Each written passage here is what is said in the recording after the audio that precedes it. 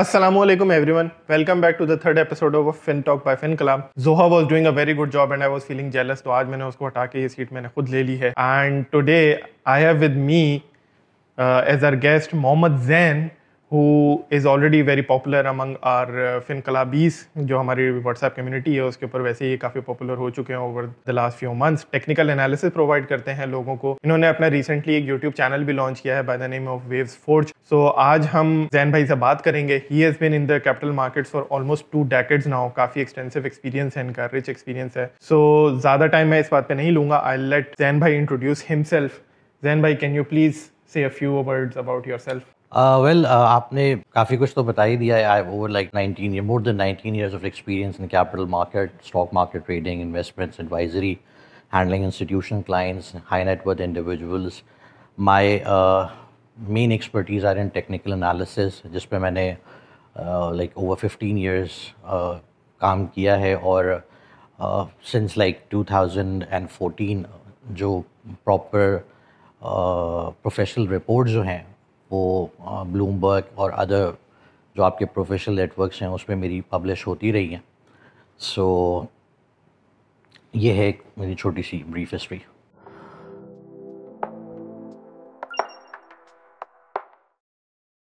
अच्छा guys, let me give you some background as well. The thing is के जो जब से फिन क्लब हमारी बनी थी, हमने व्हाट्सएप कम्युनिटी बनाई थी. So we have been propagating a lot of fundamental analysis, जो कि मेरी स्ट्रेंथ रही है ओवर द ईयर्स. मैं रिसर्च बैकग्राउंड भी रखता था, रिसर्च एनालिस्ट था. So I have been propagating those perspectives over the months. जब से हमने ये काम शुरू किया, आपको एजुकेट करता रहा हूँ. But that doesn't necessarily mean कि मैं ही सही हूँ. Obviously fundamental research is one school of thought. Technical is the another school of thoughts. वहाँ पे मेरी एक्सपर्टीज़ नहीं है, जीरो एक्सपर्टीज़ है. बट दैट डजंट मीन कि वो बिल्कुल भी सही नहीं है. इसका मतलब ये नहीं होता. So I belong to one school of thought. हमने सोचा कि हमारे पास एक गैप एग्जिस्ट करता है, तो हम लोगों ने, हमारे पास नेक्स्ट कैपिटल में जैन भाई होते हैं, तो हमने इनसे हेल्प लेना शुरू करी थी. तो ये हमारे पास लोगों को एडवाइस देते थे, कुछ एनालिसिस कर दिया करते थे. फिर उन्होंने अपना यूट्यूब चैनल, जैसे मैंने आपको बताया, स्टार्ट भी कर लिया था. तो आज इनको बुलाने का मकसद भी यही है कि हम थोड़ा सा इनसे टेक्निकल एनालिसिस सीखें कि टेक्निकल एनालिसिस होता क्या है, कैसे करते हैं, क्या फैक्टर्स उसमें इंपॉर्टेंट होते हैं, किस तरह से डिसीजन मेकिंग की जाती है, किस तरह के मिथ्स हैं, किस तरह के प्रॉब्लम्स हैं, किस तरह के चैलेंजेस हैं, और किस तरह से हम उनसे डिसीजन मेकिंग कर सकते हैं बेनिफिट, पोर्टफोलियो बेनिफिट के लिए. तो इससे हम स्टार्ट करते हैं आगे जाते हुए, क्योंकि मेरी तो एक्सपर्टीज इतनी ज़्यादा है नहीं इसके अंदर. सो आई विल आस्क जैन भाई कि जैन भाई, थोड़ा सा पहले आप ये बता दें कि टेक्निकल एनालिसिस किस बला का नाम है, ये चीज़ क्या है? देखिए, टेक्निकल एनालिसिस बेसिकली स्टडी है मार्केट पैटर्न्स की, मार्केट प्राइस की, प्राइस एक्शंस की, प्राइमरीली थ्रू चार्ट्स, जिसके अंदर आप चार्ट्स को एनालाइज करते हैं. There different types of charts, line charts, bar charts, candlestick charts. इन चार्ट्स को आप एनालाइज करते हैं to forecast the future price movements. अब जब बात करते हैं हम मार्केट एक्शंस की या प्राइस मूवमेंट्स की या प्राइस एक्शन की, ये इंटरचेंजेबली ये दोनों वर्ड्स इस्तेमाल होते हैं, आपके प्राइस एक्शन और मार्केट एक्शन. तो यहाँ पे आपके पास जो देर आर 3 प्रिंसिपल सोर्सेज जो एक टेक्नीशियन के पास अवेलेबल होती हैं एनालाइज करने के लिए. Number 1 is the price, second is the volume, third is the open interest. ठीक है, तो ये चीज़ें होती हैं जिनकी बेसिस के ऊपर एनालिसिस जो है वो की जाती है. फिर हम बात करते हैं कि टेक्निकल एनालिसिस के रैशनल क्या हैं या किस बुनियाद के ऊपर हम इस स्टडी को देखते हैं या इसका बैकग्राउंड क्या है, इसकी थीम क्या है. तो इसमें जो है वो basically there are 3 premises on which this technical analysis is based on. Number 1 कि आपकी जो है वो प्राइस डिस्काउंट्स एवरीथिंग. मींस जो आपके पास प्राइस एक्शन है या प्राइस पैटर्न्स है, उसके अंदर हर चीज़ समूही हुई है, उसके अंदर हर चीज़ मौजूद है. Whether it's like fundamentals, political things, कोई भी ख़बर, कोई भी XYZ चीज़ें, the price incorporates everything. Number 1. Number 2, prices move in a pattern, in a trend. Price को आप हमेशा देखेंगे, अगर आप पिछले कोई 100 साल का कोई ग्राफ उठा ले तो आपको एक ट्रेंड नज़र आएगा. Either it's like in a bull mode और it's like in a bearish mode और अ साइडवेज पैटर्न. तो प्राइस हमेशा एक ट्रेंड के अंदर जो है मूव करती है. The third thing is history repeat itself. अब हिस्ट्री रिपीटेड सेल्फ की जब हम बात करते हैं तो यहाँ पे ह्यूमन साइकोलॉजी की बात होती है. बिकॉज जब आप पुराने प्राइस पैटर्न्स को उठाते हैं, लाइक 100 साल पुराने अगर आप चार्ट्स उठा लें, तो वहाँ पे आपको एक बिहेवियर नज़र आएगा. ठीक है, आपको बुलिश बिहेवियर नज़र आएगा, बियरिश बिहेवियर नज़र आएगा, साइडवेज बिहेवियर नज़र आएगा, which the technician believes that चूंकि आपको पिछला प्राइस डेटा आपके पास मौजूद है तो उससे आप फ्यूचर की प्राइस मूवमेंट को एक्सट्रैक्ट कर सकते हैं। The price patterns have a fractal nature, means के हिस्ट्री जो है वो रिपीट होती है, प्राइस पैटर्न्स रिपीट होते हैं। सो ये बेसिकली एक बैकग्राउंड है टेक्निकल एनालिसिस का, जिसके बेसिस के ऊपर हम अपनी एनालिसिस कर रहे होते हैं। अच्छा, इसमें थोड़ा सा मुझे अब आप इसमें और बताइएगा, correct me if I am wrong, तो मैं आपको इसको एक वन सेंटेंस में अगर मैं इसको करने की कोशिश करूँ, so what technical analysis does is कि आपके हिस्टोरिकल ट्रेंड्स जो होते हैं, प्राइस पैटर्न्स और जो बाकी आपने बातें करी, उनको स्टडी करके उसमें ट्रेंड्स और पैटर्न्स आइडेंटिफाई करें और उसकी बेसिस के ऊपर फ्यूचर को प्रोजेक्ट किया। एग्जैक्टली। अच्छा, सो गाइस यहाँ पर एक इम्पॉर्टेंट डिस्टिंक्शन क्रिएट हो जाती है with between the fundamental analysis and the technical analysis. वो ये कि जैसे अभी हमने जैन भाई से क्लियर किया कि टेक्निकल एनालिसिस मींस कि आपने हिस्ट्री को स्टडी किया of prices and patterns and stuff, और उस चीज़ को आपने हिस्ट्री को, ट्रेंड्स को यूज़ करते हुए प्रोजेक्ट किया फ्यूचर के आगे क्या होने जा रहा है। ऑन द कॉन्ट्रेरी फंडामेंटल की जब हम बात करते हैं, वो ये कहता है कि जो वैल्यू होती है that's the present value of future cash flow. So it's all about the future के आगे क्या होने वाला है, आगे क्या चीज़ होगी। आपने अपने इमेजिनेशन को अनलॉक करना होता है। अब उसमें बहुत सारी चीज़ें आ जाती हैं, इकोनॉमिक एनालिसिस, सेक्टर एनालिसिस और फिर प्रॉफिटेबिलिटी, वो सारी चीज़ें जो हमारी पहली पॉडकास्ट थी जिसमें मैं इस सीट पे बैठा होता, जिस पे आज जैन भाई बैठे हुए हैं, तो वहाँ पर हमने हाई लेवल इस बारे में बातें करी थी। और भी जो अब हम वीडियोज़ और शॉर्ट कोर्सेज बनाएंगे उसके ऊपर भी हम स्टडी करेंगे। But this is an important distinction between fundamental and technical analysis. सही कहा मैंने? जी देखिए, बिल्कुल ऐसे ही है, बिकॉज जहाँ पे आप फंडामेंटल्स की बात करते हैं या मैं पहले टेक्निकल्स की बात करूँ, तो वहाँ पे आप बात करते हैं इफेक्ट की, ठीक है। वाइल जब आप फंडामेंटल्स की बात करते हैं तो आप इकोनॉमिक फोर्सेस की बात करते हैं, that creates the supply demand which causes the up trend, down trend, sideways trend. Actually इसी तरीके से होता है। तो बात ये होती है कि जब आप फंडामेंटल की बात करते हैं, वहाँ पे आप बात करते हैं कॉस्ट की, कि प्राइस एक्शन जो है वो अपसाइड, डाउनसाइड, साइडवेज क्यों मूव हो रहा है, there is a why over there, कि वो क्यों मूव हो रहा है। जबकि जब आप टेक्निकल्स की बात करते हैं, टेक्निकल एनालिसिस की बात करते हैं, तो वहाँ पे आप इफेक्ट की बात करते हैं, कॉस्ट की बात नहीं कर रहे होते। तो this is the major difference between, देखिए बेसिकली आप प्रॉब्लम एक ही सॉल्व कर रहे हैं, प्राइस फोरकास्टिंग आप कर रहे हैं, ठीक है, फंडामेंटल एनालिसिस में भी और टेक्निकल एनालिसिस में भी, ठीक है, आप प्रॉब्लम एक ही सॉल्व कर रहे हैं। बट बात यह है कि there is a different perspective to look at it, fundamentals में और टेक्निकल्स में।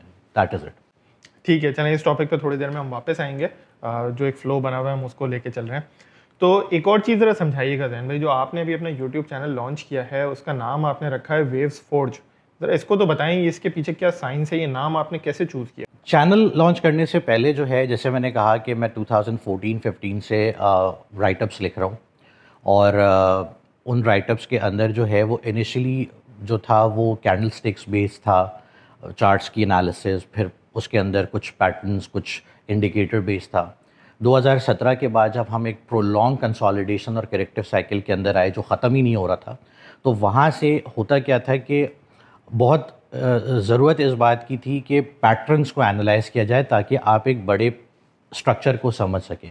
वहाँ से जो है मैं वेव एनालिसिस के ऊपर गया, जिसमें एलीट वेव थ्योरी है।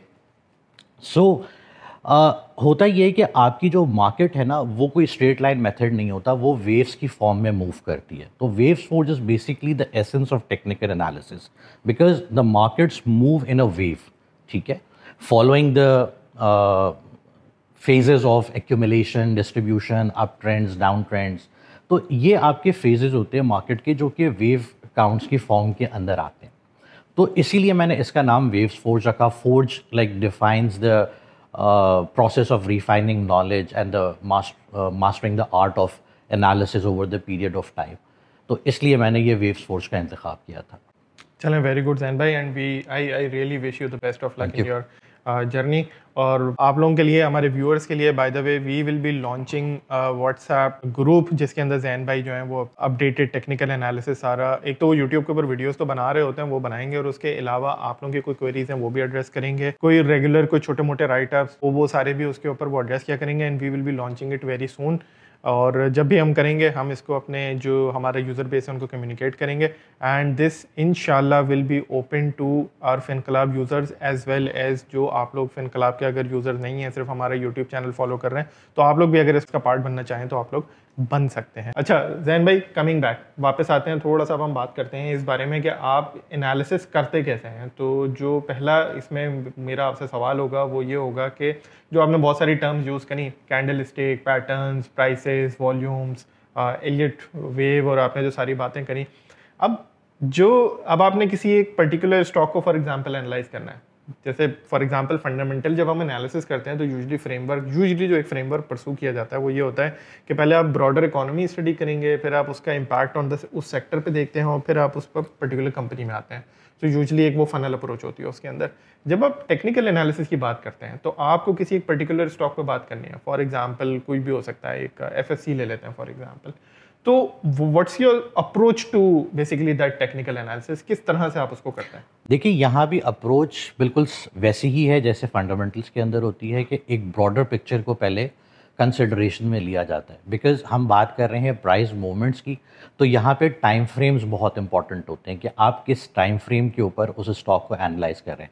तो looking at a broader picture means you are looking at a time frame से मंथली, क्वार्टरली, ईयरली, कि वो स्टॉक किस तरीके से शेप अप हो रहा है, जहाँ पे आपको बेसिकली प्राइस पैटर्न्स समझ में आते हैं on a broader scale, trend समझ में आते हैं, और उसके बाद फिर जब आपने एक ब्रॉडर पिक्चर उसकी वजह कर ली, then you can go into the smaller pictures, identify levels, फिर आप ट्रेड पॉइंट्स निकाल सकते हैं उसके अंदर कि where to buy, where to sell, यानी कि आप ट्रेडिंग उसके अंदर कर सकते हैं। देखिए टेक्निकल एनालिसिस जो है ना वो it's not about just trading, it's about investment as well. It depends कि आपका पर्सपेक्टिव और देखने का तरीक़ेकार क्या है। तो यहाँ पे भी वही अप्रोच है, एक टॉप डाउन अप्रोच है कि आपने एक broader perspective, broader time frame को कंसिडरेशन में लिया, वहाँ पे आपने साइकिल्स को आइडेंटिफाई किया, वहाँ पे ये जाना कि ये आइदर अपने बुल साइकिल के अंदर है या बेयर साइकिल के अंदर है। जो एलीट वेव्स हैं वो उसमें क्या चीज़ आपको बता रही हैं on a broader scale. Once आपने वो आइडेंटिफाई कर लिया, then it will be easy to progress further. जी ये बताइएगा, ये बार बार आप कुछ जैसे एक इलीट वेव्स का आप एक वर्ड यूज़ करते हैं, फिर और भी जैसे कैंडल स्टिक्स की आपने बात करी थी या करी थी, अब इसमें बहुत सारे टूल्स होते हैं, तो क्या सिलेक्शन ऑफ टूल मैटर्स? देखें बात ये होती है कि आपको ये देखना चाहिए कि कौन सी स्टडी जो है बहुत कॉम्प्रिहेंसिव है और अदर स्टडीज़ को कॉम्प्लीमेंट करती है। There are various way to analyse technical analysis के अंदर। यूजुअली जो न्यू कमर्स होते हैं, जैसे जब मैंने स्टार्ट किया था तो it was like indicator heavy trading हुआ करती थी उस ज़माने में। मुझे याद है मैं ख़ुद भी करता था कि ये इंडिकेटर लगा लिया, RSIs लगा लिए, MACD लगा लिया, 10 तरह के इंडिकेटर्स होते हैं। ये इंडिकेटर्स आप अपनी देखिए, इसके पीछे पूरी एक मैथमेटिक्स है, ह्यूमन साइकोलॉजी प्लस मैथमेटिक्स। सो बात ये है कि आप इंडिकेटर्स अपने खुद भी बना सकते हैं कि अगर आपने मूविंग एवरेजेस के साथ RSI को इंक्लूड करना है या किसी प्राइस पैटर्न के साथ करना है तो वो आप कर सकते हैं। बट बात ये होती है कि इंडिकेटर्स आर मोस्टली लैगिंग। ठीक है, प्राइस एक्शन डिटरमाइन करता है कि इंडिकेटर्स की मूवमेंट क्या होगी। इसी तरीके से जब आप candlestick is basically a type of chart जहाँ पे हर दिन के एंड के ऊपर उस दिन की रिप्रेजेंटेशन जो मार्केट में हुआ, जो स्टॉक में हुआ, वो एक कैंडल के अंदर आपको नज़र आ जाती है। सही है, कैंडल्स की अपनी अपनी अलग फॉर्मेशंस होती हैं। There are various types of candles. हर कैंडल की अपनी एक ज़बान होती है, जैसे डिफरेंट लैंग्वेजेस होती हैं, इसी तरह हर कैंडल की अपनी एक ज़बान होती है। जिस तरह आपने कैंडल्स में सुना होगा engulfing bear, engulfing bull, piercing patterns, तो इस तरह के morning star formations, evening star formations, तो हर formation speaks for itself in the candles as well. But जैसे मैंने कहा कि जब आपके पास एक होती है तेज़ी की मार्केट, जब तेज़ी की मार्केट के अंदर आप होते हैं तो आप कैंडल्स को बेस बनाते हुए आप फ्यूचर प्राइस मूवमेंट्स को प्रिडिक्ट कर सकते हैं, आप फोरकास्ट कर सकते हैं। लेकिन जब आप मंदी की मार्केट्स में होते हैं, जब मार्केट्स अपने डिक्लाइनिंग बिहेवियर के अंदर होती हैं, तो ये समझना बहुत ज़रूरी होता है कि आप किस फेस के अंदर उस कैंडल को देख रहे हैं। So here comes the broader picture जो मैंने एलीट वेव के ऊपर आपको बात की, because the wave theory incorporates everything. It is a comprehensive study. ये वो स्टडी है जो बेसिकली आपको एक पूरा फ्रेमवर्क प्रोवाइड करती है, एक ऐसा फ्रेमवर्क प्रोवाइड करती है जो कि ना सिर्फ ये कि डिफरेंट टूल्स को कॉम्प्लीमेंट करता है, बल्कि इसके अंदर आप साइकिल्स को आइडेंटिफाई करते हैं, ट्रेंड्स को आइडेंटिफाई करते हैं। You have a enhanced forecasting ability to do. इसके बाद जैसे मैंने कहा कि वो डिफरेंट टूल्स को, इंडिकेटर्स को, कैंडलस्टिक्स को अपने साथ इनकॉर्पोरेट कर दिया है। फिर आपकी टाइमिंग इम्प्रूव होती है क्योंकि इसमें स्ट्रक्चर्स बनते हैं। हर वेव की अपनी एक कैरेक्टरिस्टिक होती है कि उसकी लेंथ क्या होगी, वो कितने टाइम फ्रेम के लिए होगी, फिर वो कहाँ पे मैच्योर हो सकती है, कहाँ से उसकी रिट्रेसमेंट्स आ सकती है, नेक्स्ट पॉसिबल मूव क्या बन सकती है, तो इस तरह के पूरे पैटर्न्स जो हैं वो डेवलप होते हैं। अच्छा, इसमें बिल्कुल सही है ये बात। मुझे आपकी थोड़ी थोड़ी सी यहाँ से करीब से बालों के करीब से गुजर गई है, तो मुझे इतना तो समझ में आ गया है। अच्छा चलिए ये बताएं, इसमें जैन भाई आपने बीच में जिक्र किया कि टाइम फ्रेम, आपने एक वर्ड यूज़ किया था। तो जब हम टाइम फ्रेम की बात करते हैं तो यूजली जो वो चार्ट्स वार्ट्स होते हैं, मैं देखता हूँ लोग उसके अंदर वीकली की भी बात करते हैं, मंथली की बात करते हैं, आर्ली भी होता है, 15 मिनट का भी कुछ होता है, 5 मिनट्स भी होता है, 5 मिनट्स भी होता है। अल्लाह रहम करे, सेकंड्स में जाता है क्या? फायदा नहीं है उसको करने का, जाता है आपको। तो 5 मिनट्स में फायदा है क्या? नहीं, मैं बताता हूँ। देखिए, हर ट्रेंड की ना एक उसकी इनिशिएशन होती है और उसकी एक्सपायरी होती है। समझने की बात ये है, ठीक है। ये स्टडी आपको एडवांटेज क्या देती है कि you can trade in the short term and you can invest for a long term. ठीक है, कैसे? अगर आप शॉर्ट टर्म ट्रेड्स की बात करते हैं, फॉर एग्जांपल अगर आपने 5 मिनट चार्ट्स के ऊपर कोई ट्रेड ओपन किया है तो उसकी एक्सपायरी जो होगी ना वो पूरे दिन की नहीं होगी। That is for 1 hour 2 hour, उसके अंदर जो भी आपने ट्रेड लेनी है वो आपने ट्रेड ली और आपने क्लोज की। ठीक है, तो that is purely for trading, वो आप पूरा दिन कैरी नहीं कर सकते। इसी तरह जो ट्रेड आप आवरली बेसिस के ऊपर लेते हैं वो आपको 4 आवर में क्लोज करनी है। 4 आवर पे लेते हैं, डेली पे लेते हैं, वो आप 1 वीक तक चला सकते हैं वो ट्रेड। तो इट गोज़ लाइक दैट। जब आप वीकली इंटरवल की बात करते हैं तो अगर आपने कोई चीज़ वीकली पे आइडेंटिफाई की है तो वो आपको आने वाले हफ्तों में रिजल्ट देगी। तो there goes the time frame, it extends like that. Monthly पे जैसे मैंने कहा ना कि जब आपने जो सवाल मुझसे पूछा था कि आपने ट्रेड को आइडेंटिफाई कैसे किया, तो ट्रेड को कभी भी आप इन्वेस्टिंग के लिए, किसी भी चीज़ में इन्वेस्टमेंट के लिए, मैं बार बार टेक्निकल एनालिसिस का एक इन्वेस्टमेंट का टर्म यूज़ कर रहा हूँ जो शायद आपने रेयरली सुना हो, क्योंकि ये एक मिथ है कि ऑब्वियसली लोग ये समझते हैं कि ये शॉर्ट टर्म ट्रेडिंग टूल है। टूल ज़रूर है, बट आप उसको यूज़ कर रहे हैं, it totally depends on you.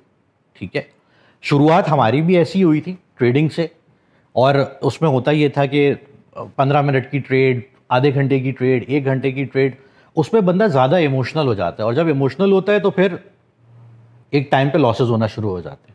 So it is necessary to identify an investment perspective from a longer term perspective कि आपने weekly charts, monthly charts, bigger time frames के ऊपर एक लंबे होराइजन के लिए आपने कोई चीज़ इन्वेस्टमेंट एक आइडेंटिफाई की, एंड देन जब आपको ये समझ में आया कि इसकी प्रोजेक्शंस जो हैं वो अब लॉन्गर टर्म टाइम फ्रेम पे इस तरह स्ट्रेच हो सकती हैं या इतनी लंबी हो सकती है, then you can go on the shorter intervals. वहाँ फिर आपका रिस्क बहुत मिनिमाइज हो जाता है। ओवर द ईयर्स, अब आपका माशाल्लाह 20 साल का एक्सपीरियंस है, you have been doing your technical analysis for a very long time.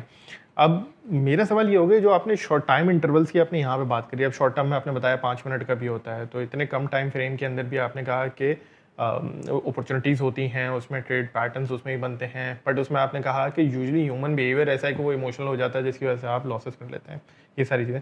But पहला इसमें 2 सवाल है मेरे। पहला सवाल तो आपसे ये होगा कि क्या इतनी जो शॉर्ट इंटरवल्स होते हैं, 5 मिनट, 15 मिनट, क्या इसके ऊपर एक्चुअली ट्रेडिंग अपॉर्चुनिटीज़ अच्छी निकलती हैं? पहला सवाल मेरा ये होगा। और दूसरा सवाल यहाँ मेरा आपसे ये होगा कि ओवर द ईयर्स जो आपने एक्सपीरियंस गेन किया है, क्या उसके बाद आप जो इस वक्त जो सारे लोग ये देख रहे हैं, इस वक्त आपको सुन रहे हैं, आप उनको क्या रिकमेंड करेंगे कि किस तरह के टाइम फ्रेम को फॉलो करें, क्योंकि उसमें चांसेस ऑफ सक्सेस बेहतर हैं? बिकॉज देखिए 100% तो चांसेस ऑफ सक्सेस किसी चीज़ में नहीं हो सकता, ये पॉसिबल ही नहीं है, but all we can do is we can try to increase the chances of success. तो क्या सजेशन आपको over the years with your experience आप कहेंगे यहाँ पर? देखें, एज आई सेड कि you identify an opportunity based on your long term time frames, ताकि आपको ये पता हो कि कोई चीज़ कहाँ पे अपनी एंट्री पॉइंट्स डिफाइन कर रही है और उसकी लेंथ जो है, या उसने जो अपना साइकिल कंप्लीट करना है वो कितना, let's in a bullish cycle, वो कितना आगे जा सकता है। Example is like ATRL for you, अटक रिफाइनरी, जो हमने 305 रुपये पे आइडेंटिफाई किया था, इट क्योंकि वो एक सेकंड लेवल था, काम तो हम पहले से करते आ रहे थे उसके अंदर। लेकिन जब 305 की करेक्शन उसने ले ली थी तो 305 से I remember 298 was the level जहाँ पे हमने उसको आइडेंटिफाई किया था। और वहाँ से हमने बात ये की थी कि इसका जो पोटेंशियल है, if I am not wrong 550 और 580। तो ये जर्नी थी ATRL ने जो कि करनी थी over the period of time, ठीक है। This was the longer term projection for ATRL, right. अच्छा, अब उसने वो 2 हफ्ते में कर दिया, उसमें मेरा कसूर नहीं है। मैं तो वो देख रहा था कि वो महीने, 1.5 महीने, 2 महीने के अंदर जो है वो बाय द टाइम ही आएगा, बट वो काम उसने 2 हफ्ते में कर दिया। Now this was projected on a longer term time frame and the pattern was analyze in such a way कि वहां पे जहां पे करेक्शंस कंप्लीट हो रही थी तो सब्सिक्वेंट वेव जो अनलॉक हो सकती थी वो प्रोजेक्ट की थी वहां पे, राइट। अब जब आपने इतनी लंबी कोई वेव प्रोजेक्ट की है या इतना लंबा टारगेट प्रोजेक्ट किया है उसका, that was almost double from that area, तो इन बिटवीन आपको चांसेस मिलते हैं ट्रेड करने के लिए, राइट। उसमें हम ये कर सकते हैं कि हम 5 मिनट्स और 15 मिनट्स ट्रेड उसमें बिल्कुल कर सकते हैं, की जा सकती हैं। मैं रिकमेंड नहीं कर रहा, की जा सकती हैं। देखिए, हाई बीटा स्टॉक्स के अंदर ये काम हो सकता है, लेकिन लो बीटा स्टॉक्स के अंदर ये काम करना मुश्किल है। बिकॉज हाई बीटा स्टॉक्स के अंदर क्या होता है, मैं आज भी ये ट्रेड एक अटक रिफाइनरी में करके यहां पे आया हूं, ठीक है। I open it on a 15 minutes time frame, closed it like in next 1 hour. तो वो आपके ऊपर डिपेंड करता है। फिर इसमें एक फैक्टर आता है जो कि ये होता है कि आपको अपनी ट्रेड को प्लान करना होता है कि आप अगर 5 मिनट्स पे, 15 मिनट्स पे, 30 मिनट्स पे कोई ट्रेड ओपन कर रहे हैं तो उसके अंदर आपका रिस्क रिवॉर्ड है क्या, राइट। आप उसके लिए कॉस्ट क्या पे कर रहे हैं। अगर ATRL as of now if it's trading around 600 rupees, और अगर मुझे लगता है कि विद इन लाइक 10 मिनट्स और 15 मिनट्स और 30 minutes it can jump up to 620 from 610 whatever level is it, तो वो अगर इतना मुझे जंप दे सकता है तो क्या I can attempt that. But obviously उसमें आपका परसेंटेज रिटर्न कम होगा। सेकेंडली आपको ये देखना होता है कि आप उसके लिए कॉस्ट क्या बेयर कर रहे हो, वो कॉस्ट आपको क्या ये सेंस बना रही है कि आप वो ट्रेड लो, बिकॉज आप कोई बहुत बड़ी परसेंटेज ट्रेड नहीं कर रहे होते वहां। सो मैं रिकमेंड नहीं करूंगा, लेकिन हाँ, हमारी पब्लिक जो है वो शॉर्ट टर्म ट्रेड से बहुत खुश होती है, वो 2 रुपए ATRL में भी बना के बहुत खुश होती है, जो कि मैं बिल्कुल रिकमेंड नहीं करता। देखिए, हमने जब शुरुआत की थी तो शायद इस तरह की ट्रेडिंग में हम भी बहुत खुश होते थे, लेकिन अगर आज मैं किसी को जाके बोलूं कि ATRL 600 रुपए पे ले लो और 620 पे बेच दो, तो वो सामने से ना मुझे अच्छा नहीं समझेगा। अगर वो मुझे एज एन इन्वेस्टमेंट एडवाइजर जानता है, वो कहेगा यार ये कौन सी परसेंटेज रिटर्न है। सो ATRL should make a sense for me. At least मेरा टारगेट इस वक्त 800 रुपीज का है, ठीक है, कि ये स्टॉक बाय द टाइम अपने ये लेवल्स अचीव करेगा। इन बिटवीन वो कितना अप डाउन करता है, वो आपके लिए ट्रेडिंग अपॉर्चुनिटीज होंगी। जैन भाई, अब आप ये बताइए कि फंडामेंटल्स और टेक्निकल्स को बैलेंस किया जा सकता है क्या, और अगर किया जा सकता है तो कैसे किया जा सकता है? Very good question. देखिए, मैं कभी भी इन दोनों स्टडीज को ना डिफरेंट नहीं समझता। असल में बात ये होती है कि एक बहुत मशहूर सेइंग है कि आपको जिस बारे में नॉलेज नहीं होती ना, पहले आप उस चीज़ से लड़ते हैं और फिर उसके दुश्मन हो जाते हैं, ठीक है। तो यहाँ पे टेक्निकल एनालिसिस मैं समझता हूँ अभी भी बहुत ज़्यादा अनएक्सप्लोर्ड है, ऑल्दो के बहुत सारे लोग इस पे काम कर रहे हैं। बट बात ये होती है कि एक स्टडी को मैं हमेशा कहता हूँ उसका हक देना चाहिए जो जिस चीज़ के लिए वो बनी है। अगर आप इसकी कॉम्प्रिहेंसिव वे के अंदर इसको जाके देखें, इन डेप्थ अगर आप जाके देखें ना, तो ये चीज़ें कोइंसाइड करती हैं। हाँ, पैरामीटर्स डिफरेंट हो सकते हैं, चीज़ें जो है तरीक़ेकार डिफरेंट हो सकता है, बट आप जिस तरह आपने देखा कि फंडामेंटल्स के अंदर भी आपकी एक टॉप डाउन अप्रोच होती है, यहाँ पे भी वही अप्रोच होती है। फंडामेंटल्स के अंदर एज आई सेड अर्लियर आप इकोनॉमिक फोर्सेस की बात करते हैं जो कि सप्लाई डिमांड को क्रिएट करती हैं, जो कि स्टॉक्स को, मार्केट्स को आप डाउन साइडवेज मूव करती हैं। तो बात ये होती है कि हमेशा आप स्टॉक फंडामेंटली आइडेंटिफाई करते हैं, ठीक है। अब आपने एक चीज़ फंडामेंटली आइडेंटिफाई कर ली, उसकी कोई इंस्ट्रिंसिक वैल्यू निकाल ली, वो आपने समझ लिया कि उसकी क्या कहते हैं, उसमें कितना पोटेंशियल है और कहाँ तक वो स्टॉक जो है वो जा सकता है।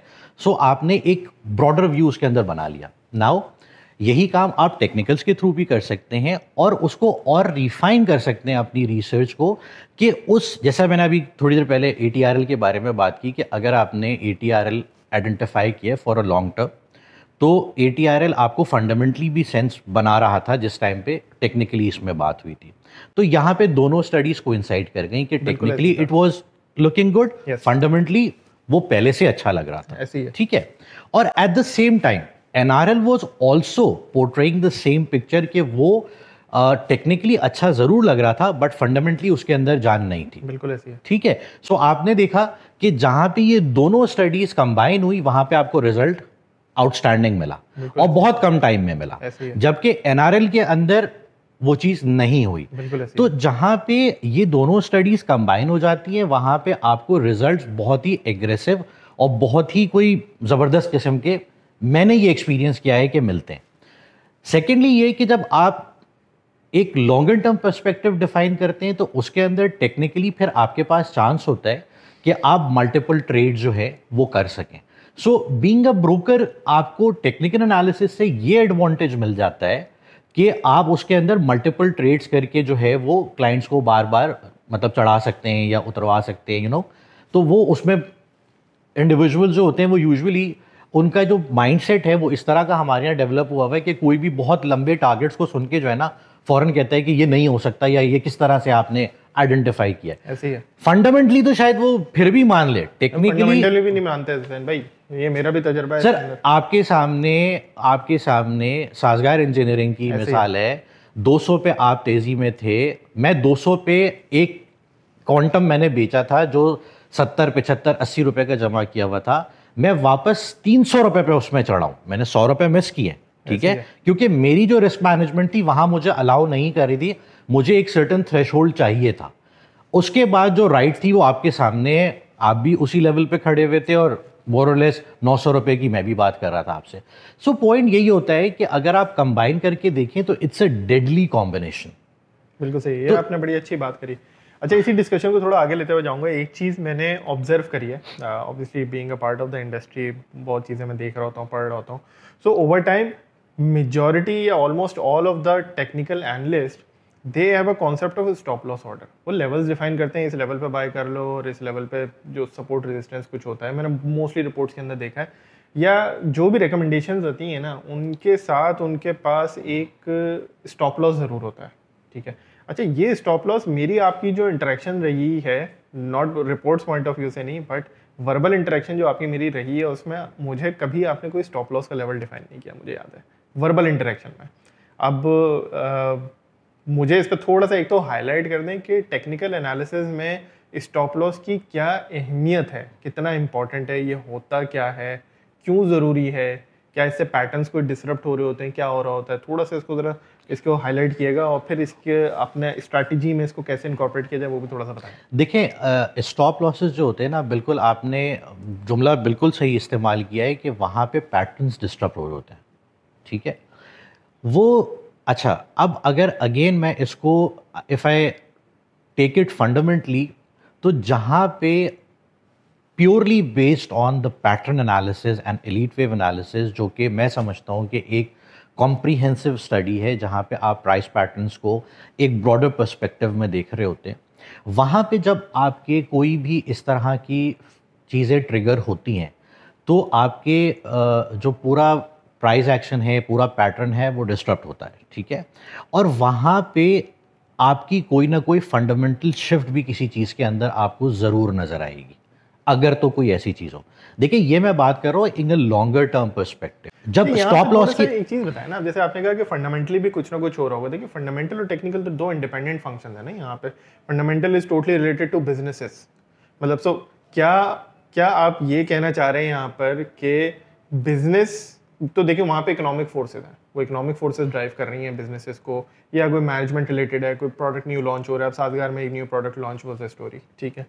सो क्या पैटर्न की डिस्क्रिप्शन या स्टॉप लॉस यूजुअली नीचे की तरफ होता है, वैसे तो स्टॉप लॉस के एग्जिट होता है वहाँ पे, तो बिजनेस के अंदर कोई डेवलपमेंट होगी तो स्टॉप लॉस आपका ट्रिगर होगा, ये क्या, थोड़ा सा ये मुझे सर देखिए, मैंने आपसे एक चीज़ अर्ज की कि जो टेक्निकल्स है ना, उसकी जो 3 बुनियादी चीज़ें थी, दैट प्राइस डिस्काउंट्स एवरीथिंग, जो कुछ भी कंपनी के अंदर हो रहा होगा, the technician believes that that is reflecting in the price. ठीक है, सही है। ठीक है, तो अगर वो चीज डेवलप हो रही थी तो प्राइस एक्शन वो स्ट्रेंथ शो कर रहा था। अब अगर कहीं पे वो पैटर्न डिस्टर्ब होता है, दैट मीन्स के वहां पे कोई ना कोई चेंज जरूर आ रहा है। ठीक है, not every time but most of the time I have seen this happening.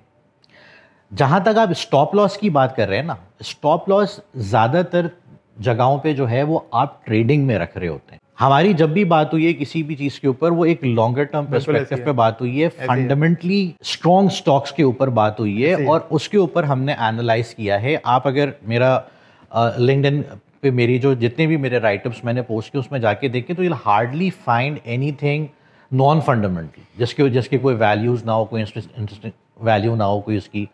जो चीज़ें अमंग्स द नंबर्स हैं, फंडामेंटली गुड हैं, उनके ऊपर मैंने कोशिश की हमेशा लिखने के लिए। या अगर फंडामेंटली उनके नंबर्स अभी ड्राइव नहीं हो रहे बट कंपनीज अच्छी हैं, स्पॉन्सर्स अच्छे हैं, फॉर एग्जांपल मैंने सेंचुरी पेपर के ऊपर जो है वो एक टाइम पे लिखा था and it give a return of like 50-60% from that area.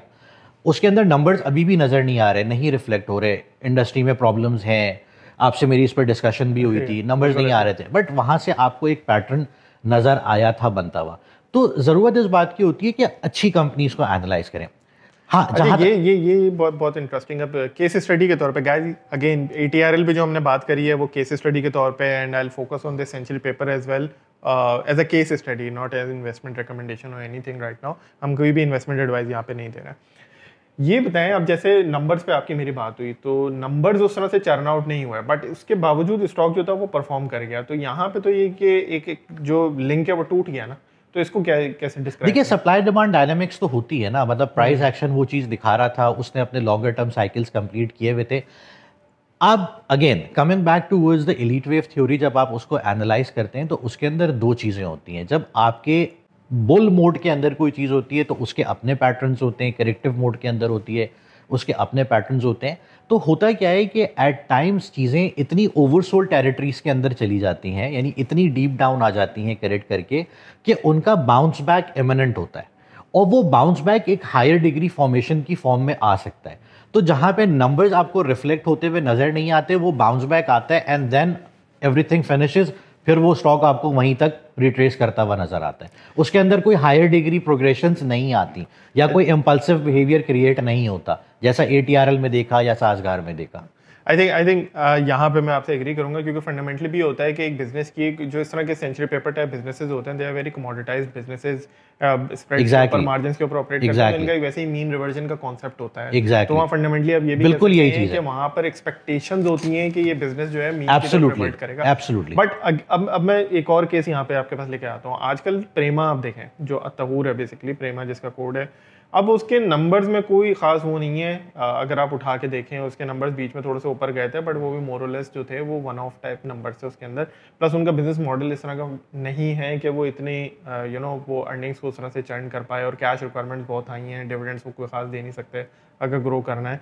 So while it is an amazing product, I love the product, I love the company, but purely from a fundamental and research point of view जब मैं उसको analyse करने जाता हूँ तो मुझे उसमें कोई सिग्निफिकेंट उस तरह से स्ट्रेंथ नज़र नहीं आती है इन्वेस्टर पॉइंट ऑफ व्यू से, क्योंकि उससे बहुत स्ट्रॉन्ग डिविडेंड नहीं निकल सकता। जो उसका स्ट्रक्चर होता है जिस तरीके से वो है, उसकी इनकम स्टेटमेंट भी थोड़ी सी कॉम्प्लिकेटेड सी है। कभी मैं उसके ऊपर अलग से बाय द वे वीडियो बनाऊंगा। बट उसकी जो प्राइस एक्शन है, स्ट्रेट कैप्स लगे, स्ट्रेट फ्लोर्स लगे, अब दोबारा स्ट्रेट कैप्स लग रहे हैं उसको, आजकल डेली सुबह दोबारा 42-43 के ऊपर आ गया। फंडामेंटल्स उसकी इस वैल्यूएशन को अभी जस्टिफाई नहीं करते। मेरे पास कोई इसके अंदर इनसाइड इन्फॉर्मेशन नहीं है। हाँ, अगर कोई कंपनी नया प्रोडक्ट लॉन्च करने जा रही है, कुछ करने जा रही है, कल को वो न्यूज़ आ जाती है एंड कोई मार्केट उस चीज़ को पहले से प्राइस कर रही है, कोई ऐसी डेवलपमेंट को that I am not aware of, that could be something else. But purely अभी आज के दिन जो पब्लिक इन्फॉर्मेशन है उसकी बेसिस पे जब मैं उसको देखता हूँ और मैं उसको एनालाइज करता हूँ जो पब्लिक इन्फॉर्मेशन को, तो मुझे उसमें इतनी वैल्यूएशन और इतनी एक्साइटमेंट जो है वो मुझे थोड़ा समझ में नहीं आती है fundamentally speaking. So what again, so fundamentals are also एक अप्रोच होती है। So someone else who might be analysing fundamentals, उसको शायद उसमें वैल्यू नज़र आ रही हो तहूर प्रेमा के अंदर, बट जिस तरह से मैं करता हूँ तो मुझे उसमें कोई खास नज़र नहीं आती, क्योंकि नंबर्स में कोई खास EPS पॉइंट ऑफ व्यू से मैं देखता हूँ कोई खास स्ट्रॉन्ग EPS है नहीं उसकी। सच गोइंग फॉरवर्ड चेंज हो गई तो I could be wrong. But यहाँ पे अब आप इसको कैसे देखते हैं? सर देखिए, होता ये है कि अगेन एज आई सेड कि जब आप टेक्निकली इन चीज़ों को एनालाइज करते हैं, specially from the wave theory perspective, तो इसके अंदर जैसे मैंने कहा कि आपके पास एक साइकिल होता है पूरा टू प्ले विद, ठीक है। और उसमें जब वो साइकिल प्ले आउट करता है, एक सबसे पहले तो डाउन टर्न ख़त्म होना चाहिए स्टॉक का, कि उसने अपनी बेस डिफाइन कर ली। बेस डिफाइन करने के बाद वो अपना एक इनिशियल सेटअप बनाता है, ठीक है। तो इनिशियल सेटअप के अंदर ये ज़रूरी नहीं होता कि आप उस चीज़ को आइडेंटिफाई कर सकें कि उसके अंदर कोई फंडामेंटल डेवलपमेंट हो रही है या नहीं हो रही। ये मैं आपको वेव काउंट की कैरेक्टरिस्टिक्स बता रहा हूँ, ठीक है। यूजुअली होता ये है, जो मैंने होते हुए देखा है, कि जो इनिशियल सेटअप्स बनते हैं इस तरह के स्टॉक्स में जो फंडामेंटली ड्रिवन नहीं होते, उनके इनिशियल सेटअप्स के अंदर आपको कोई ऐसी इन्फॉर्मेशन या कोई ऐसे नंबर या कोई ऐसी चीज़ समझ में नहीं आती कि मैं किस तरह इसको रिलेट करूँ, राइट। जैसे बेला वाज अनदर एग्जांपल। एग्जैक्टली। उसके बाद क्या होता है, अभी मैंने आपको थोड़ी देर पहले एक बात कही कि या तो वो एक हायर डिग्री करेक्टिव अपसाइड बना रहा है कंसिडरिंग कि वो बहुत डीप डाउन करेक्ट हो गया, या तो उसके अंदर ये वाली फॉर्मेशन है कि वो बढ़ रहा है, ठीक है। या फिर ये होता है कि उसकी जो करेक्टिव पैटर्न्स होते हैं, यानी कि वो जाहिर सी बात है, वो अगर कोई चीज़ अपनी बेस बनाने के बाद कोई अपसर्ज दे रही है तो वो चलती हुई अपने 2017 के टॉप को नहीं टेस्ट कर लेगी, वो एट सम पॉइंट आके उसकी भी सीलिंग आएगी। उस पूरे पैटर्न को एनालाइज करना पड़ता है कि वो पैटर्न किसी इम्पल्सिव बिहेवियर में आया है, कोई ट्रेंड शिफ्ट वहां पे नजर आ रहा है। ये बेसिक फंडामेंटल्स हैं किसी भी टेक्निकली किसी भी स्टॉक को आइडेंटिफाई करने के लिए या उसके अंदर लॉन्गर टर्म पिक्चर को क्रिएट करने के लिए, देखने के लिए कि वो आगे हमें क्या बताने वाला। अच्छा, एक चीज, sorry, I think we should have done that earlier. Jain भाई, बार बार हम आप जो मेंशन कर रहे हैं, एक साइकिल, पैटर्न, वेव्स, एलियट, थोड़ा सा इसको भी लोगों को बता दें, क्योंकि ये थोड़ा सा लोग रिलेट भी कर पाए ना, कि जब आप उसको साइकिल कह रहे हैं, जब आप उसको पैटर्न कह रहे हैं, जब वेव कह रहे हैं, तो इससे मकसद क्या है आपका? देखिए, यूजुअली जो आपकी मेरी डिस्कशन होती है 1 2 3 4 5 जो होता है, वो थोड़ा सा अगर उसको हाई लेवल आप थोड़ा सा लोगों को एक्सप्लेन कर दें, है क्या? देखिए, जैसे मैंने पहले भी कहा कि आप जब टेक्निकल एनालिसिस की बात करते हैं तो वहाँ पे वेरियस स्टडीज़ हैं। कोई कैंडलस्टिक स्टडी कर रहा होता है, कोई इंडिकेटर बेस्ड काम कर रहा होता है। मेरा तरीक़ेकार जो है that is based on elite wave, क्योंकि जैसे मैंने पहले भी अर्ज़ किया कि वो मुझे एक कॉम्प्रिहेंसिव आउटलुक प्रोवाइड करता है और एक कॉम्प्रिहेंसिव स्टडी है जिसके अंदर जो है वो आपको बहुत सारे फैक्टर्स हैं जो इनकॉर्पोरेट होते हैं, long term trends, long term analysis, then आपको क्या कहते हैं, रिस्क मैनेजमेंट आपकी बेहतर हो जाती है, टाइम फ्रेम आप बेटर आइडेंटिफाई कर सकते हैं। तो जब आप एलीट वेव की बात करते हैं ना, तो ये इसमें बेसिकली वेव काउंट्स होते हैं। वेव काउंट्स में वेव 1, 3 एंड 5 ये मोटिव वेव्स होती हैं, जो कि प्राइमरी ट्रेंड की डायरेक्शन में होती हैं। अगर आपका ट्रेंड बुल है तो पहले आपको वेव 1 मिलेगी जो कि एक सर्टेन लेवल तक आएगी।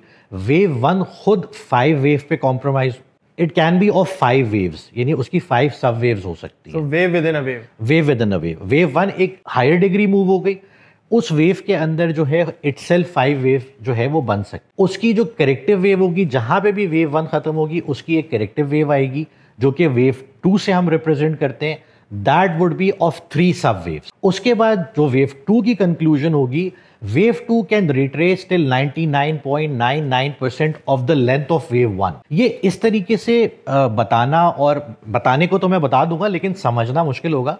इसके ऊपर मैं अपकमिंग डेज के अंदर जो है, क्योंकि ये हमारे ग्रुप पे लोग हैं, उन्होंने मुझे ये कहा है कि आप इसको थोड़ा सा एलैबोरेट करें, तो वो मेरे जहन में भी था, लेकिन अभी मैंने इनिशियली वीडियोस डालना शुरू की थी ताकि लोग थोड़ा, जब मैं इसके बारे में बताना शुरू करूं तो लोग रिलेट कर सकें। और अल्हम्दुलिल्लाह जो चीज़ें अब तक लिखी हैं वो परफॉर्म भी की हैं। तो उसमें ये होगा कि अपकमिंग डेज के अंदर मैं कुछ एजुकेशनल पोस्ट भी डालूंगा जिसके अंदर मैं ये वेव काउंट्स के बारे में बात करूंगा कि वेव 1 जो होती है वो क्या होती है, फिर वेव 2 जो होती है वो क्या होती है, मैथमेटिकली जो रिट्रेसमेंट्स हैं वेव 2 की वो कहाँ तक आ सकती हैं। Wave 2 is basically a corrective wave. जब वेव 2 खत्म हो जाती है, ठीक है, wave 2 should not go below the low of wave 1। जहां से आपने वेव 1 स्टार्ट की है वहां तक वेव 2 रिट्रेस कर सकती है, डबल बॉटम भी मार सकती है, but there should not be a new low. अगर न्यू लो लगा तो वो आपकी पूरी पिक्चर वॉइड हो जाती है बाय द लॉज, ठीक है। वेव 2 जहां पे भी कंक्लूड होगी above the low of wave 1, वहाँ से जो आपकी वेव 3 है वो स्टार्ट होती है, जो खुद 5 वेव्स पे मुश्तमिल होगी, and that is usually the longest wave in the overall pattern.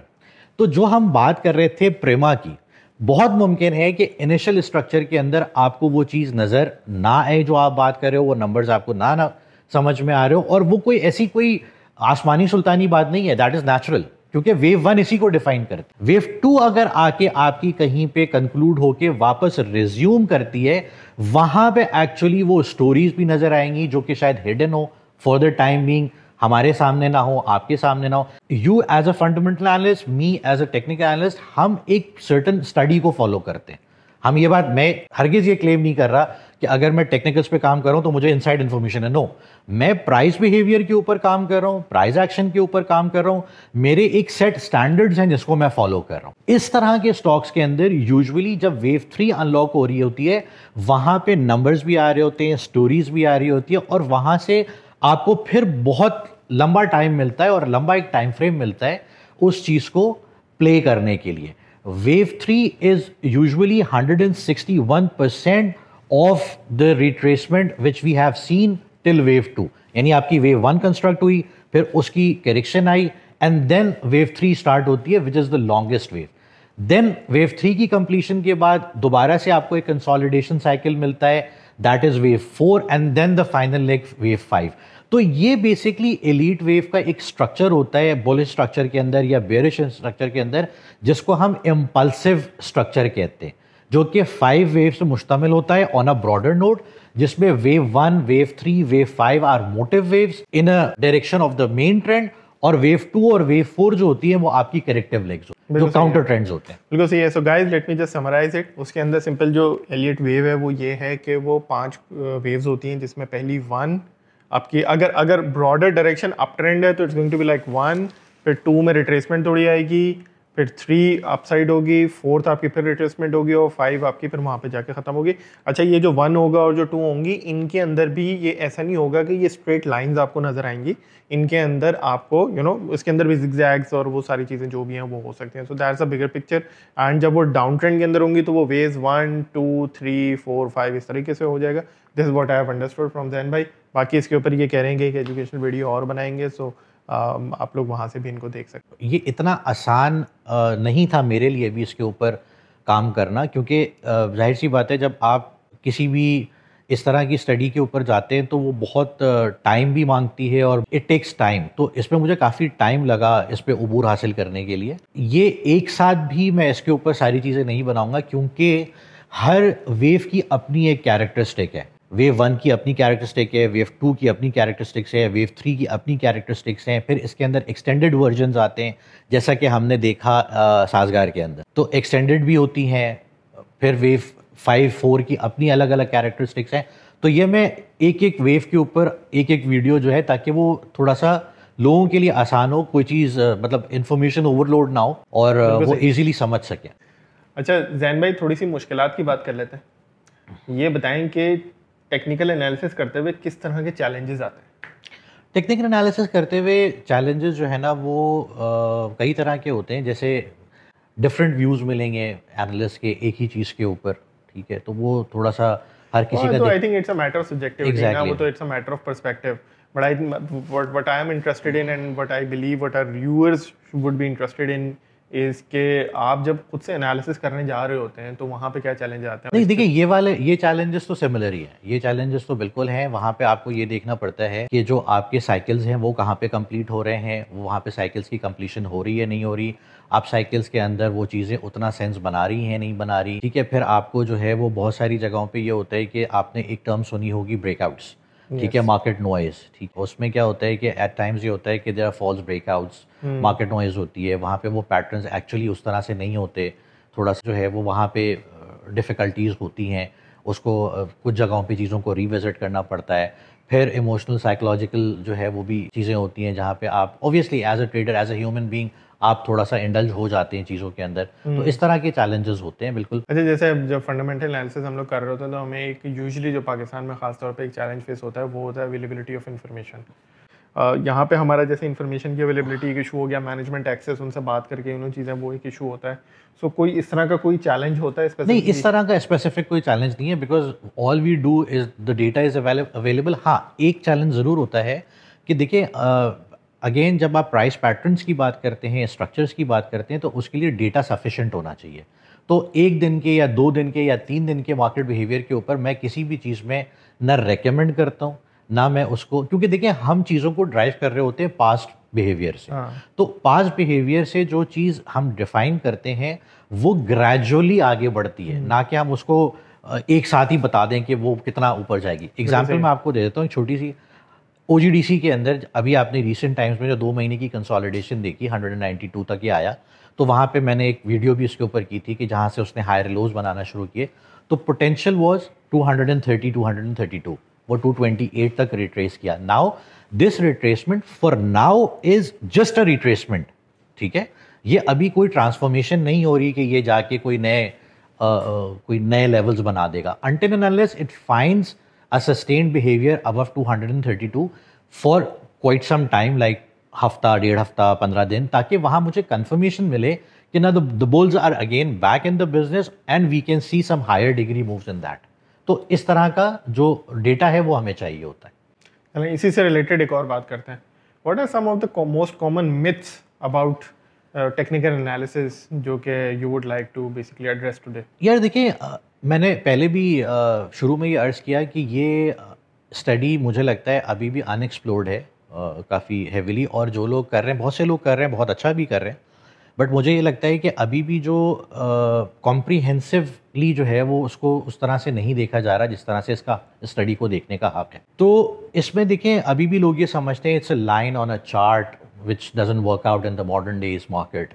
ऐसा नहीं है। वन हैज़ टू अंडरस्टैंड कि ये जो है basically it's a study of price movements, human psychology, ठीक है, एंड सप्लाई डिमांड डायनामिक। तो आपकी रिस्क मैनेजमेंट बहुत स्ट्रांग होनी चाहिए, आपकी ट्रेड को आपको प्लान करना होता है, आपको प्रॉपर जो है वो एक स्ट्रैटेजी बनानी होती है, and there you can make money from that. तो इट्स जस्ट नॉट दैट कि जो है वो by drawing patterns you can make money, उसको पूरा आपको एनालाइज करना पड़ता है। अच्छा, आप काफ़ी टाइम से खुद भी कर रहे हैं टेक्निकल एनालिसिस, क्योंकि आप सेल्स डेस्क के ऊपर भी बैठे रहे हैं, तो आपने ट्रांजेक्शन्स और ट्रेड्स भी बहुत सारी करी हैं। So what do you think are some of the common mistakes that people make, that you probably have made, and that should be avoided? देखिए, over trading number 1। How do you define over trading? हाँ, देखिए होता क्या है कि आपने कोई चीज़ अगर आइडेंटिफाई की है, आपकी एनालिसिस और आपका बिलीव उसके ऊपर होना चाहिए। आपका एक सर्टेन ट्रेड प्लान होना चाहिए कि मैंने अगर यहाँ पे ओजीडी से आइडेंटिफाई किया है, यहाँ या मैंने एटीआरएल आइडेंटिफाई किया है, तो उस पूरी ट्रेड के पीछे या उस पूरी इन्वेस्टमेंट के पीछे एक थीसिस होती है, एक एनालिसिस होती है। ऐसा नहीं हो सकता कि वो एनालिसिस एक दिन के अंदर जो है वो ख़त्म हो जाए। तो अगर ओजीडीसी आज उस लेवल तक नहीं गया, कल वो वहाँ से 3 रुपये नीचे गिर गया, तो मेरी थीसिस ख़त्म नहीं हो रही, मेरी एनालिसिस ख़त्म नहीं हो रही। व्हाट पीपल डू, 2 रुपये ऊपर बेच देते हैं, फिर वो उसमें क्या नीचे मिल जाएगा, फिर वो नीचे नहीं मिलता, फिर 2 रुपये ऊपर खरीद लेते हैं, यू नो, और फिर वो नीचे आ जाता है। फिर वो नीचे आ जाता है। तो ओवर ट्रेडिंग आपको ज़रूरत नहीं होती। जब आप एक प्राइस पैटर्न को, एक स्ट्रक्चर को एनालाइज करते हैं, तो आपको ओवर ट्रेडिंग की ज़रूरत नहीं होती। You have to be stick with your strategy, और उसके लिए आपका एक सर्टेन थ्रेशोल्ड होता है। जैसे मैंने एटीआरएल की अपनी जो लास्ट मैंने वीडियो की थी उसके अंदर मैंने बताया था कि 541 इज़ द थ्रेशोल्ड, ठीक है। अगर वो जगह ब्रेक होती है तो I have to revisit my strategy, but वो 558 तक भी अगर रिट्रेस करेगा तो मेरा जो करेक्टिव साइकिल था वो इंटैक्ट था, उसमें कोई मसला नहीं था। वो 100 रुपये नीचे आया, बट आपने देखा कि वो 100 रुपये कितनी जल्दी बढ़ा अभी, यू नो। तो over trading is one thing जो कि अवॉइड करनी चाहिए। सेकेंडली, इमोशनल ट्रेडिंग बिल्कुल नहीं होनी चाहिए। थर्ड, ये होता है कि आपकी रिस्क मैनेजमेंट जो है ना वो कहीं पे भी ओवरलुक नहीं होनी चाहिए। सही है। एंड रिस्क मैनेजमेंट से you mean stop loss basically? Stop loss हो गया। और देखिए, risk management is not about only stop loss. आप ट्रेडिंग आप कर रहे होते हैं और आपकी हैंड टू टेक्निकल्स आपके अच्छे हैं, आप शॉर्ट टर्म में भी जा सकते हैं। तो उसके अंदर फिर ये होता है कि आप कितना अपने आप को लेवरेज कर रहे हैं, कितना मतलब you can balance your trade ना, आप अपने आप को बैलेंस कर सकते हैं। तो उसके अंदर लेवरेज भी आता है, उसके अंदर स्टॉप लॉस भी आता है, ये सारी चीज़ें उसके अंदर आती हैं। बिल्कुल ठीक है, बिल्कुल ठीक है। अच्छा, बीच में आपने एक दो मरतबा ये बात करी है कि इमोशनल ना हो, ये 2-3 मरतबा आपने ये वर्ड यूज़ किया है बीच में। So how to keep a control over emotions, किस तरह से इस चीज़ को, क्योंकि देखें एक चीज़ तो मैंने भी ऑब्जर्व करी है। मैंने भी जब अपना करियर स्टार्ट करा था तो जो स्क्रीन होती है ना, उसकी जो प्राइसेस जो वो हर लम्हा जो वो हर सेकंड मिली सेकंड पे जो वो आपका जो भी होता है उसके ऊपर जो चेंज हो रही होती हैं, वो एक फोमो क्रिएट करती हैं। तो कैसे कंट्रोल किया जाए? जैसे मैंने ज़ाती तौर पे इस चीज़ को ऐसे कंट्रोल करना शुरू किया कि मैं तो खोलता ही नहीं हूँ ऑक्टर में, खैर वैसे ही टाइम नहीं मिलता मुझे करने का, but I stop looking at screen a long time ago. मैं बस डे एंड के ऊपर प्राइसेस देखता हूँ। This is what I do, because even today, even after spending more than a decade in this stock market, मैं screen अगर constantly देखना शुरू करूँ तो मुझे कभी कभी थोड़ा सा एक फैक्टर, एक वो इमोशनल एलिमेंट मेरे अंदर का ट्रिगर होता है। सो आप उसको कैसे, क्योंकि टेक्निकल्स में थोड़ा ट्रेडिंग का एलिमेंट ज़्यादा होता है रिलेटिव टू फंडामेंटल्स, सो वहाँ पे इमोशनल एलिमेंट भी ज़्यादा है, सो वहाँ पे आप क्या कहेंगे? सर देखिए, इमोशनल को आप सिर्फ ऐसे कर सकते हैं, जैसे मैंने कहा ना कि आपकी ट्रेड के लिए आपका एक प्लान होना चाहिए, ठीक है। और उस प्लान के तहत जब आप अपनी ट्रेड को लेंगे या आप अपनी इन्वेस्टमेंट करेंगे, तो आपको सबसे पहले तो ये कि आप इमोशन, मुझे लगता है कि वहाँ ज़्यादा जो है वो हो जाते हैं जहाँ पे आप औकात से ज़्यादा चले जाते हैं, ठीक है। वहाँ पे फिर आपका फ़ियर फैक्टर जो है वो बढ़ना शुरू हो जाता है। या फिर ये होता है कि अगर प्राइस एक्शन जो है वो आप चेज़ कर रहे होते हैं तो वहाँ आपका ग्रीड फैक्टर आ जाता है। तो इस तरह की चीज़ों को अवॉइड करने के लिए अगर आप जो है वो अपनी ट्रेड को ऐसे प्लान करें कि आप उसकी, जिस वक़्त आप प्लान कर रहे हैं उस वक़्त आपको ये समझ होनी चाहिए, प्योरली बेस्ड ऑन टेक्निकल्स, कि आपके एग्ज़िट पॉइंट्स क्या हैं, क्या बनेंगे, आपके स्टॉप लॉसेस क्या हैं, और आप रिलीजियसली आप उस चीज़ को फॉलो करें, then only you can avoid that emotion thing. सही है, बिल्कुल ठीक है, बिल्कुल ठीक। डिसिप्लिन बेसिकली, डिसिप्लिन, बिल्कुल डिसिप्लिन को मेंटेन करें, जो आपने लेवल्स कांस्टेंट बिल्कुल एग्जैक्टली उनको देखें, बिल्कुल ठीक है, सही। अच्छा चलें आगे चलते हैं। अभी तक तो हमने बात करी कि व्हाट इज़ टेक्निकल एनालिसिस, उसमें कुछ टर्म्स के ऊपर हमने बात करी, the dos and the don'ts of technical analysis, the dos and the don'ts of investing, trading, ये सारी चीज़ें अब हमने बात करी। अब थोड़ा सा हम जैन भाई से बात करते हैं। ज़रा आप अपनी आउटलुक तो बता दें अभी मार्केट के ऊपर, क्या आपकी क्या आउटलुक है इस वक्त? मार्केट आउटलुक, मुझे अभी भी मार्केट जो है वो अच्छी लग रही है। मार्केट के अंदर I have a positive stance, specially 118,000 का जो हाई मार्केट ने लिया था, उसके बाद उसने एक डिप दी थी 105,000 की। At a certain point we were vulnerable to 105 to 101 again to complete the corrective cycle. लेकिन हमने देखा, जो कि मैंने अपनी लास्ट वीडियोज़ में भी बात की है, we have seen this market shaping up in form of a symmetrical triangle. फिर अभी जैसे मैंने एलीट वेव की बात की थी, तो उसके अंदर जो ये सिमेट्रिकल ट्रायंगल्स होते हैं, ये यूजुअली वेव 4 या करेक्टिव वेव बी का पार्ट होते हैं। ये जितना प्रोलॉन्ग करते हैं, उस प्रोलॉन्ग कंसोलिडेशन के अंदर आपको सारी चीज़ें, स्टॉक्स जो हैं वो एडजस्ट होते हुए नज़र आते हैं। जैसा कि हमने जो मार्केट हैवी स्टॉक्स थे, इंडेक्स हैवी स्टॉक्स थे, स्पेशली आपके बैंक्स हो गए या आपके ऑयल सेक्टर हो गया, इनको एक अच्छे डिप्स लेते हुए देखा। सो मार्केट इंडेक्स ने इतना करेक्ट नहीं किया, it was limited to 109 to 110,000 I believe.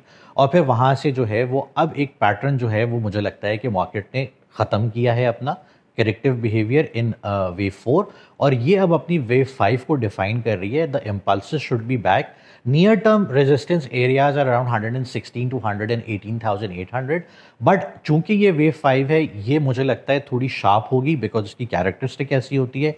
Again ये एक 5 वेव का सेटअप आपको यहाँ पे मिलना चाहिए, that should lead the way towards like 124 125 in the best case. लेकिन हाँ, यहाँ पे हमें ये चीज़ ज़रूर नज़र में रखनी चाहिए कि जो वेव 5 होती है वो आपकी वेव 3 जो कि 118,800 के अराउंड लगी थी, ये इसके टॉप पहला टारगेट यही है। उसके ओवर एंड अबव 124 टू 126,000 जो है वो मार्केट इजीली अचीव कर सकती है। Okay, understood. अच्छा, आपसे इंडिविजुअल स्टॉक्स के ऊपर हम बात नहीं करेंगे यहाँ पे, क्योंकि जैन भाई इसके अंदर वीडियोस बनाते रहते हैं उसके ऊपर, तो आप इनका यूट्यूब चैनल भी देख सकते हैं। और बाकी इंशाल्लाह आपको और डिटेल फर्दर उनसे इंसाइट चाहिए हो तो जो हमारा व्हाट्सएप ग्रुप जब हम लॉन्च करेंगे तो you can be a part of it.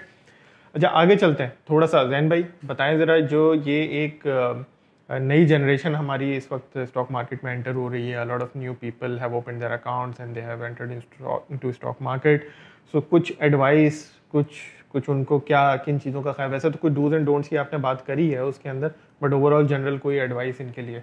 ये इनके लिए देखिए, एडवाइस यही है कि इस जगह पे इमोशंस का कोई वो नहीं है। इमोशनल ट्रेडिंग से परहेज़ करें, रिस्क मैनेजमेंट अपनी बहुत स्ट्रॉन्ग रखें, उसके ऊपर ज़्यादा वर्कआउट करें, लर्निंग कर्व को अपने इम्प्रूव करें। मेरा मानना ये है कि आप जो भी स्टडी करते हैं, देखिए initially I also started with fundamental analysis, but मुझे लगा कि मुझे चार्ट पैटर्न्स जो हैं वो ज़्यादा जो है वो मुझसे बातें कर रहे हैं, तो मैंने उस तरफ अपने आप को डाला और मैंने उस जगह को ज़्यादा एक्सप्लोर किया। सो बात ये कि आप जो भी स्टडी कर रहे हैं रिलीजियसली करें, उसको समझें, उसको मानें और उस पर यकीन रखें और उसको रिलीजियसली फॉलो करें। बिल्कुल ठीक है। अच्छा, इसी में अगर मैं इसी सवाल को थोड़ा सा और ट्विस्ट करके वापस आता हूँ, सो go back 20 years since you started your career, almost 20 years ago, what is one advice that you give yourself? एक कोई आप एडवाइस देंगे अपने आप को, क्या देंगे? एक एडवाइस जो मैं अपने आप को दूंगा वो ये दूंगा कि again try to combine both the studies, you will have a deadly combination. Good one actually. चलें, थोड़ा फंडामेंटल्स की भी इज्जत रखी इन्होंने। ये बताइएगा थोड़ा सा, कोई बुक्स वुक्स हैं, कोई ऐसी है कहाँ जी, से कुछ बिल्कुल सीख है। सकते हैं, कोई देखिए, ऑनलाइन रिसोर्सेज हैं, कोई कहाँ से ट्यूटोरियल्स तो आपको बहुत मिल जाएंगे। एवर सिंस आपको क्रिप्टोज आए हैं और उसमें ट्रेडिंग हो रही है तो आपको बहुत सारी चीज़ें यूट्यूब पे भी वीडियोस मिलेंगी। बट आई थिंक जो मैंने फॉलो किया था, technical analysis of future markets by John J Murphy, इसके अलावा technical analysis explained by Pring J Martin, फिर Elliott mastering Elliott waves by Glenn Neely, ये कुछ बुक्स हैं जो कि ओपन रिसोर्स है, ये आपको ऑनलाइन मिल जाएंगी। चलें, thank you so much Jain भाई। कोई कुछ लास्ट फाइनल वर्ड्स आप यहाँ पे कहना चाहें before we conclude? Final words again यही है कि जो भी स्टडी करें, हैव फेथ इन इट, उसको उस स्टडी को उसका हक दें। कोई चीज़ जो है स्टडीज़ कभी गलत नहीं होती, हमारा पर्सपेक्टिव गलत हो सकता है। Interesting guys, thank you so much. आप लोगों ने इस वक्त, आई डोंट नो कितने लोग सरवाइव कर पाए हैं इतनी लंबी वीडियो में अभी तक एंड तक, and I would like to really thank Jain bhai for taking out this time. And वो इतना तैयार होकर आया, मुझे बताया नहीं, मैं ऐसी एक टी शर्ट के अंदर आ गया। So again thank you so much Jain भाई। इंशाल्लाह आपके साथ ऑफिस में तो मेरा टाकरा रहता ही है, बट ये है कि हमारे यूज़र्स के साथ एक हम फर्दर आपके साथ एक क्लोज कनेक्शन बिल्ड करने जा रहे हैं, जो आपको पता है व्हाट्सएप ग्रुप हमने करना है। तो कुछ मोडालिटीज़ हैं, उसके ऊपर हमें वो फाइनलाइज करनी है, वो थोड़ी चीज़ें हो जाए तो हम करते हैं। इस वीडियो को ज़रूर लाइक करिए। इसके ऊपर कोई भी सवाल हो आप कमेंट कर सकते हैं, कोई सवाल हो आप हमें ईमेल कर सकते हैं, hello@finclub.com के ऊपर आप ईमेल कर सकते हैं। अगर आप हमारे यूज़र हैं, you can always post your question in our WhatsApp community group के ऊपर। तो जैन भाई भी वहाँ पर होते हैं, नहीं तो मैं भी होता हूँ। We can always address your question. Subscribe करें आप हमारे चैनल को, अगर आप बेल आइकन क्लिक कर लेंगे तो बेसिकली आपको नोटिफिकेशंस ऑन हो जाएंगे, तो whenever we post a new video you will get a notification and you can watch it. हम फाइनेंशियल लिटरेसी के ऊपर हम हर तरह से काम कर रहे हैं। Our objective is basically to help you and to enable you to make smart investing decisions, and with your support इंशाल्लाह हम इसको आगे लेके चलते रहेंगे। आप देखें, अगेन कोई कन्फ्यूजन हो please reach out to us. Thank you, until the next episode, अल्लाह हाफिज़।